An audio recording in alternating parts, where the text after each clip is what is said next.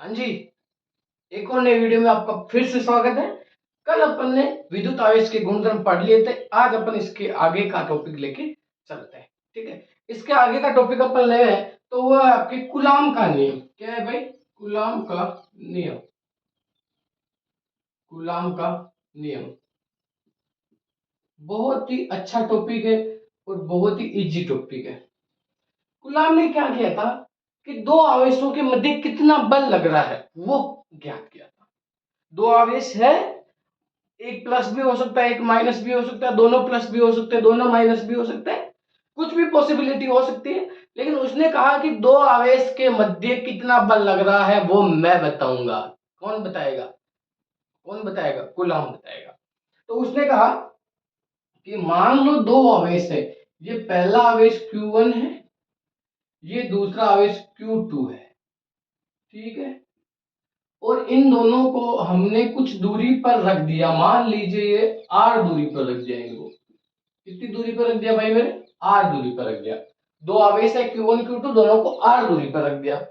बोला कि दोनों के बीच में लगने वाला जो विद्युत बल है, सामान्य तौर पर बल भी बोल सकते हैं, लेकिन यहाँ अपन विद्युत वाला चैप्टर पढ़ रहे हैं इसलिए विद्युत बल बोलेंगे।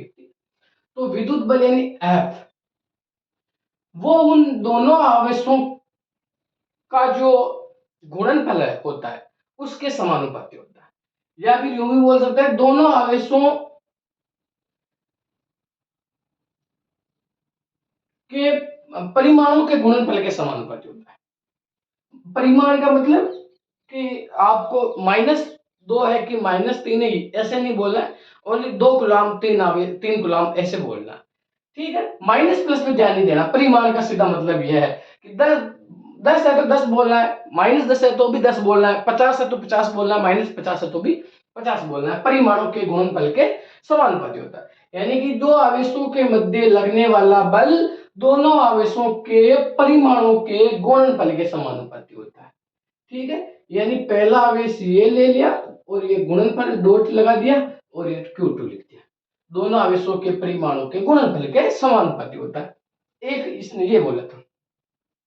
अभी इसको अपन वेक्टर फॉर्म में नहीं लिख रहे हैं, सदिश फॉर्म में।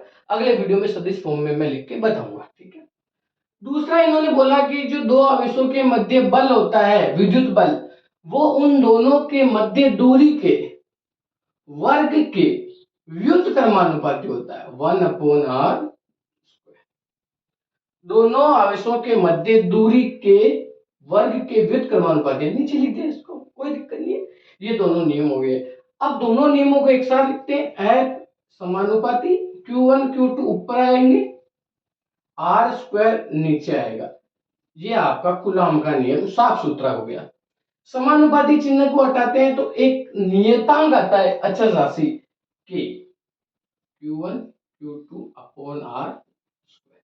ये आपके हो गया कूलाम का नियम। ठीक है सर, ये K क्या है? K क्या है? ये नियतांक है। ठीक है, इसका मान होता है 9 × 10⁹ न्यूटन इंटू मीटर स्क्वायर बटे हुए कूलाम स्क्वायर। ये होता है K का मान।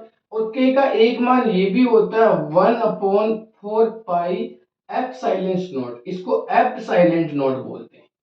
ठीक है, ये माध्यम की विद्युतशीलता है। इस एप्सिलॉन नॉट को बोलते हैं माध्यम की विद्युतशीलता। ये नोट है तो यह निर्वात बोल दो, नोट नहीं हो तो माध्यम बोल दो। अभी नोट है इसलिए निर्वात की विद्युतशीलता। क्या है भैया? निर्वात की विद्युत शीलता। ये आ गया आपका नॉर्मली कूलाम का नियम। ठीक है, क्या लिखेंगे? पहला, इस नियम के अनुसार दो आवेशों के मध्य लगने वाला विद्युत बल दोनों आवेशों के गुणनफल के समानुपाती होता है, यानी परिमाणों के गुणनफल के, यूं बोलते हैं दोनों आवेशों के परिमाणों के गुणनफल के समानुपाती होता है। दूसरा, इसने ये बोला कि दो आवेशों के मध्य जो बल लग रहा है वो दोनों के मध्य दूरी के वर्ग के व्युत्क्रमानुपाती होता है। ये हो गया आपके कूलाम का नियम, बहुत ईजी। चलिए इसके नेक्स्ट चैप्टर में अपन कूलाम का सदिश निरूपण पढ़ेंगे, कूलाम नियम का सदिश रूप पढ़ेंगे। बहुत ईजी है, इंपॉर्टेंट भी है आपके लिए। तो अभी के लिए इतना ही, अगले वीडियो में फिर मिलेंगे।